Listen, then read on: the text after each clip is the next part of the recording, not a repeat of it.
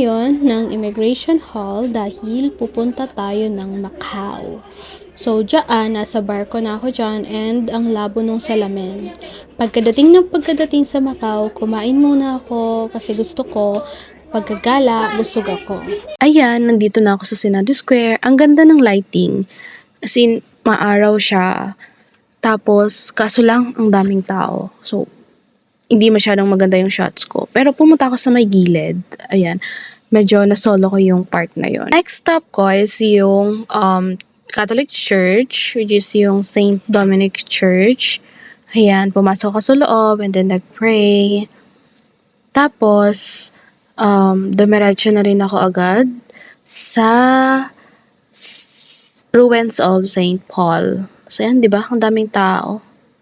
Yun, natatanaw ko na yung ruins of Saint Paul. Bumili ako ng ice cream, tapos gusto kong matikman yung mint.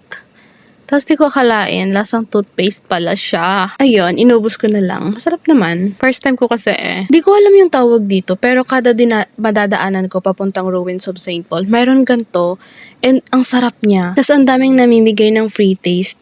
Kaya, hindi ko na kailangang bumili. Busog na agad ako. Tapos eto, egg tart naman. First time ko makatikim yan. Ang sarap din yan. Paalis na ako para pumunta naman ng Londoner. Grabe, wala akong masabi. Dati pinapanood ko lang to dito sa TikTok. Ayun, hindi talaga magaling mag-impromptu. So, yung video ko, puro lakad-lakad na parang model. Kahit hindi ako marunong mag-model, yung gusto ko talaga kapag nagpupunta ako ng ibang lugar, yung nag-outfit na parang model. So, buong year ba naman, nasa bahay, work from home, and dapat kapag lumabas, ay dapat trarampa tayo. Lakad uli. Sige, go. Halos ganyan lang buong video ko. Lalakad pa alis, lalakad pa balik.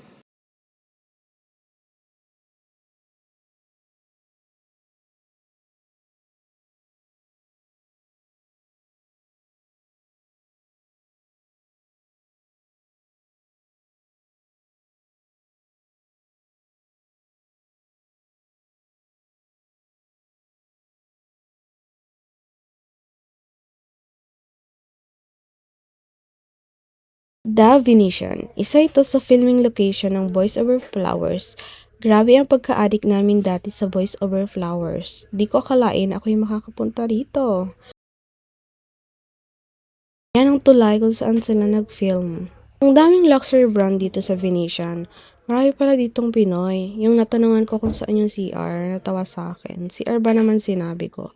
Toilet dapat. Yung picture na yan, sa loob yan ng CR. Ang social, diba?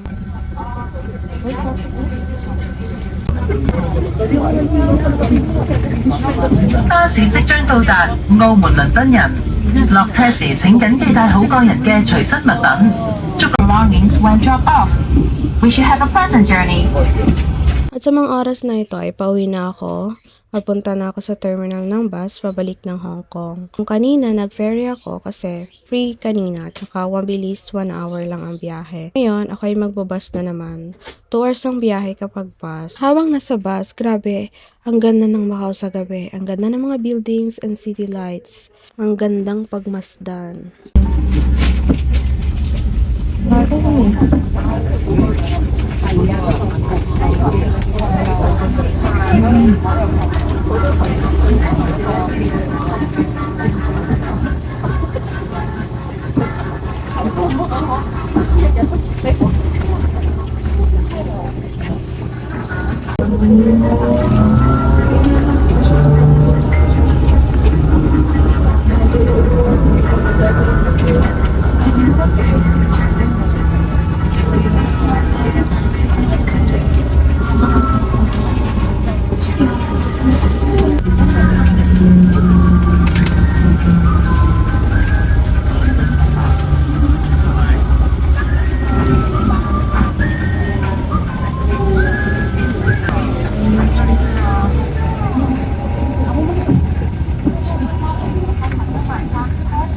Yan lang, bye!